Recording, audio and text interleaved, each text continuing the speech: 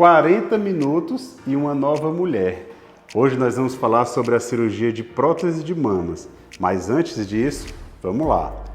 Ativa as notificações, segue o nosso canal e essa cirurgia é tão amada, tão queridinha, compartilha ela com todo mundo, manda para as amigas, manda para todo mundo. Vamos conversar um pouquinho sobre essa cirurgia, mas antes, roda a vinheta.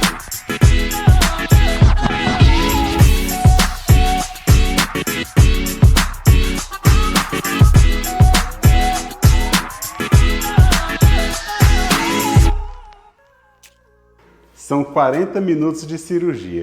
A cirurgia de prótese de mama é muito linda. Bom, Dr. Carlos Tágera é cirurgião plástico e vem para o nosso canal, vamos conversar muito, vamos transformar essa comunidade na maior comunidade de cirurgia plástica do Nordeste e quem sabe logo logo vai ser a maior do Brasil. Cirurgia de prótese de mama, gente, é apaixonante. Cirurgia 1 ou 2, eu fico sempre na dúvida. Quais são as duas cirurgias que eu mais faço? Silicone ou lipoescultura? Acho que elas estão juntas, né? Mas hoje eu quero conversar com vocês só sobre a cirurgia de prótese de mamas. Aquela paciente que não tem flacidez, aquela paciente que não teve filhos, que não amamentou, que não teve o caimento. Existem até pacientes que já tiveram filhos e não tiveram caimento também. Bom, então o que importa é não ter a flacidez, tá? Não ter que fazer a mastopexia. Então vamos falar somente da cirurgia de aumento mamário, cirurgia de prótese de mama. Uma cirurgia transformadora. Paciente dormiu, 40 minutos depois ela é outra mulher. Que lindo, né? Vamos começar. O paciente chega pra gente, Dr. Carlos, eu acho meu volume mamário pequeno, eu quero uma mama maior, mais redondinha e, como eu falei, sem ter o caimento, sem ter a flacidez. Quando a gente está na consulta, eu vou tentar entender qual o objetivo da paciente, qual o estilo que ela quer.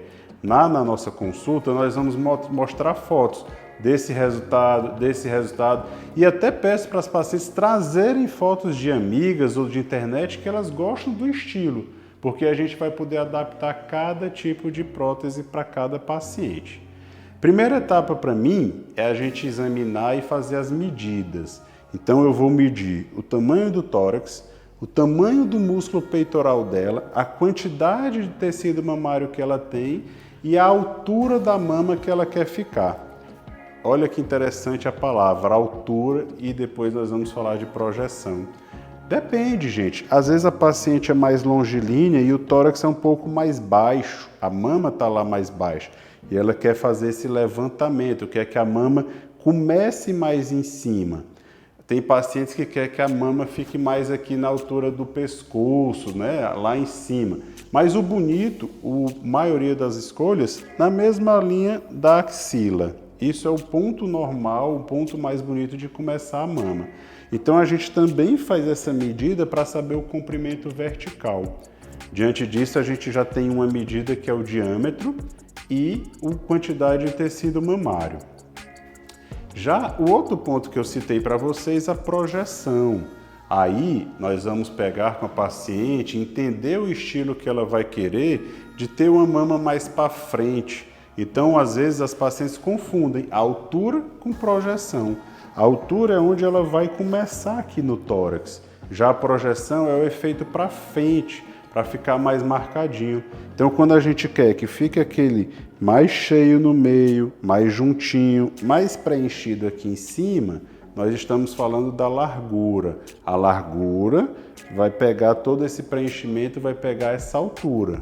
Ponto final. Quando nós estamos falando de projeção, você pode ter uma prótese com a base bem estreitinha, bem pequena, mas bem projetada. Por isso que é importante a gente adaptar cada caso, adaptar cada desejo da paciente. E olha como eu coloco para as minhas pacientes.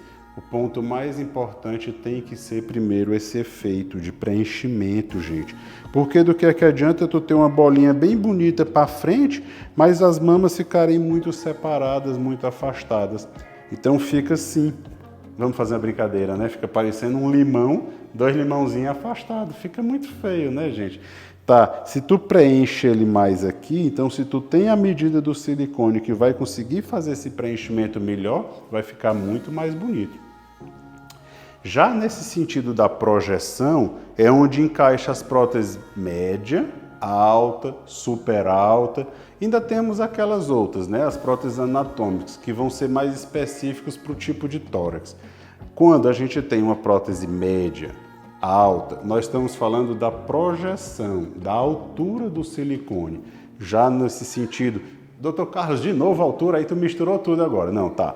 Bota o silicone em cima da mesa e pensa na altura dele.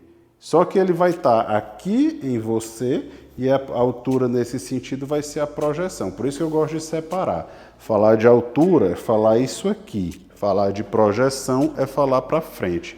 Quando a gente tem a prótese super alta, ela é bem mais turbinadinha, ela é bem mais projetada. Só que a gente tem que adaptar o primeiro ponto, volta de novo, que é o preenchimento, que é a base. Porque não adianta você ter só uma prótese bem exagerada.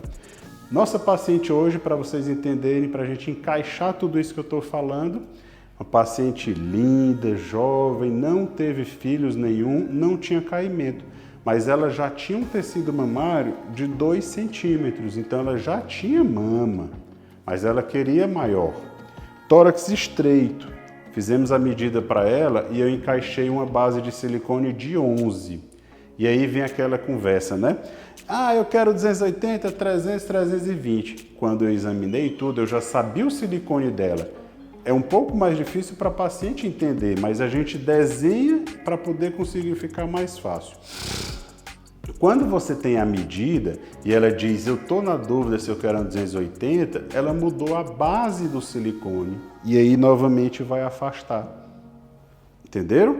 Então, quando eu tinha essa base definida, ficou bem mais fácil. E aí, quando ela disse, ah, tá, eu quero super alta, então eu vou lá, pego a base de 11 com a projeção super alta. E aí nós decidimos pela 300 super alta. Então, na verdade, o volume foi o final, a consequência de eu já ter a medida e já ter a projeção. Ela queria super alta. Nós escolhemos exatamente para não sobrar, para não dar a sensação de que engordou. Sabe aquela mama quando fica tão grande aqui, gente, que fica sobrando e às vezes dá a sensação até que encolheu a paciente, não é isso? Caso muito lindo. Vamos continuar agora falando um pouco da cirurgia. Isso mesmo, são 40 minutos. A paciente não precisa ficar internada, ela vai para casa no mesmo dia, já fica com a família, com a mãe, vai poder caminhar, vai poder se movimentar e acabou aquela história de ter que ficar com os braços aqui amarrados, que a pessoa fica parecendo um robô que não pode nem se mexer. Não existe isso, pessoal. Ela pode mexer, pode comer, pode beber água. Fica tranquila, tá? Eu só gosto de sempre chamar a atenção. Também não vamos exagerar, não. O negócio de ficar fazendo dancinha, de postar no Instagram aí porque quer chamar a atenção. Você tomou uma sedação. Às vezes seu corpo pode ser um pouquinho mais sensível e você pode ter um pouquinho de hipotensão, tá? Então não precisa ter exagero, tudo com moderação. Mas pode mexer o braço, pode caminhar, vai poder se alimentar normalmente, de boa, tranquilo. É uma cirurgia super tranquila também na questão de dor. Sabia? E aí, por isso que tem essa história de recuperação rápida, por isso que o paciente volta ao trabalho muito rapidamente. Por quê? Porque ela tem poucas limitações. Mas tudo na vida a gente tem que ter um pouco de moderação, né? Ah, tá, aí a pessoa vai e trabalha de moto para cima e para baixo dirigindo.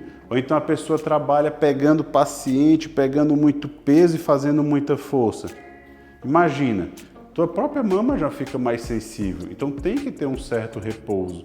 Mas as pacientes, para vocês entenderem, com 21 dias já conseguem até fazer academia. É muito tranquilo, muito mesmo. E sem contar aquele decote, né, que fica tão lindo.